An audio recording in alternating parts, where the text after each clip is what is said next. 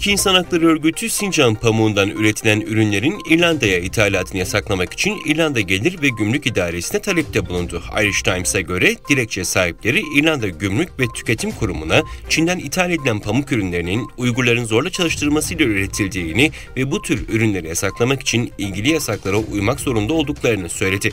Talebin Dünya Uygur Kongresi ve Küresel Hukuki Eylem Ağı tarafından ortaklaşa sunulduğu ortaya çıktı. Yetkililerin bu ürünlere kısıtlama getirmemesi halinde Lüksemburg'daki AB Adalet Divanı'na şikayette bulunacakları belirtildi.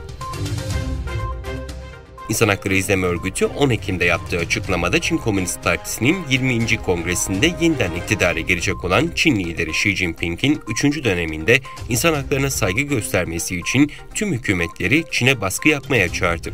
İnsan Hakları İzleme Örgütü kıdemli araştırmacılarından Maya Wang yaptığı açıklamada Xi Jinping'in insan hakları ihlallerini engellemek için etkili önlemler alınması gerektiğini vurguladı.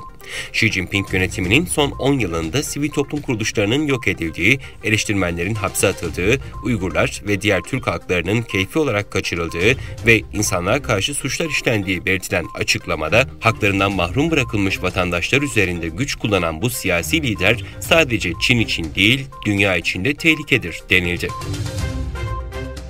Tayvan Ajansı'nın haberine göre Tayvan Devlet Başkanı Tsai Ing-wen, adadaki hükümetin devamı olduğunu öne sürdüğü 1912'de kurulan Çin Cumhuriyeti'nin yıl dönümünde yaptığı konuşmada Tayvan Boğazı'nın iki yakası arasında barış ve istikrarın sağlanabilmesi için iki tarafın karşılıklı uzlaşabileceği bir düzenlemenin gereğine işaret etti.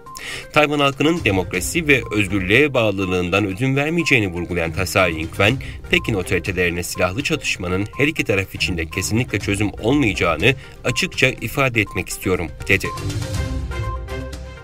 Estonya'da düzenlenen Tallinn Dijital Zirvesi'nin açılışında konuşan Avrupa Birliği Komisyonu Başkanı Ursula von der Leyen, petrol ve gazda Rusya'ya olan bağımlılığın bir benzerinin nadir toprak elementlerinde Çin'le yaşanmaması gerektiğini söyledi.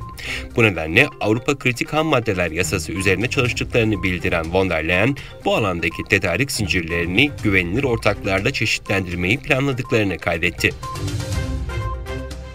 Çin Ticaret Bakanlığı'nın bir sözcüsü pazartesi günü yaptığı açıklamada Çin'in iki ülkedeki şirketlerin normal ticaretini ciddi şekilde etkileyeceği ve küresel endüstriyel ve tedarik zincirlerinin istikrarını tehdit edeceği için ABD'nin Çin'e yarı iletken çipler üzerinde yeni ihracat kontrolleri uygulamasına kesinlikle karşı çıktığını söyledi.